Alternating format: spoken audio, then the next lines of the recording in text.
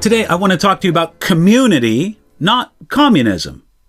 I'm going to read to you from Acts chapter 2, verses 44 and 45, where we read this. Now all who believed were together and had all things in common, and sold their possessions and goods and divided among them all as anyone had need. Again, that's Acts chapter 2, verses 44 and 45.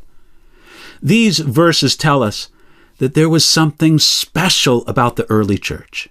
They certainly weren't perfect, but there was a spiritual life, a courage, and a true sense of community among them that gives a powerful pattern for believers ever since the days of the early church. And these two verses, Acts chapter 2, verses 44 and 45, are a great description of this. We read, all who believed were together. This was an impressive unity and community among believers.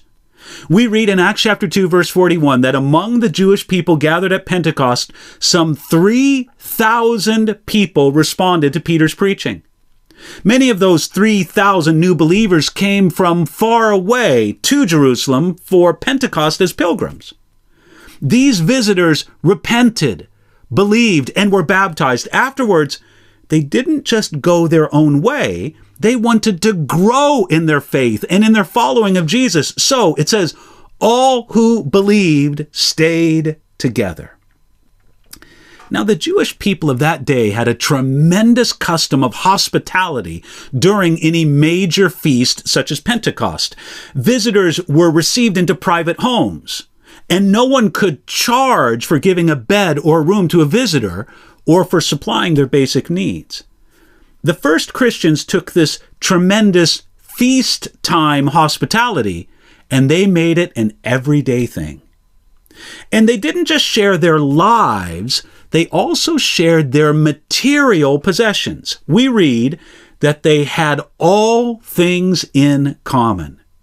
With so many visitors among the first 3,000 believers, many of them didn't have jobs. But Christians shared and provided for each other.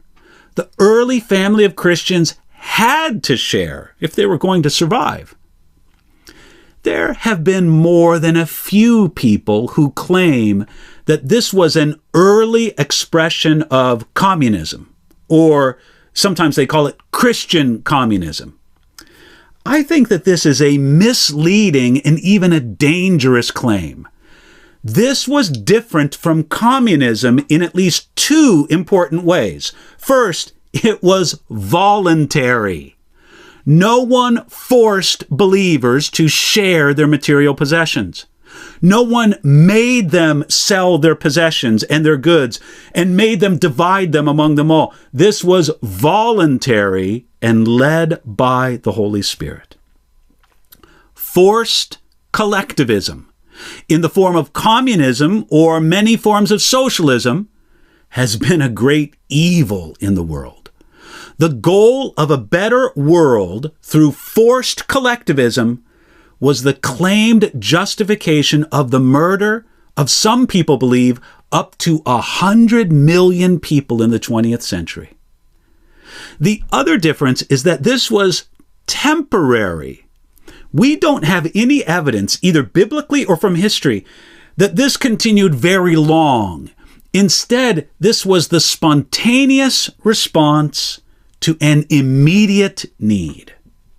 Yet, there is something wonderful in that they sold their possessions and their goods and divided them among all as anyone had need. The power of God was evident among them, because Jesus came and became much more important to them than their possessions. This was true community. Friends, we all want this kind of community. It sounds wonderful. So today, pray that God would begin with you and give you a sharing heart.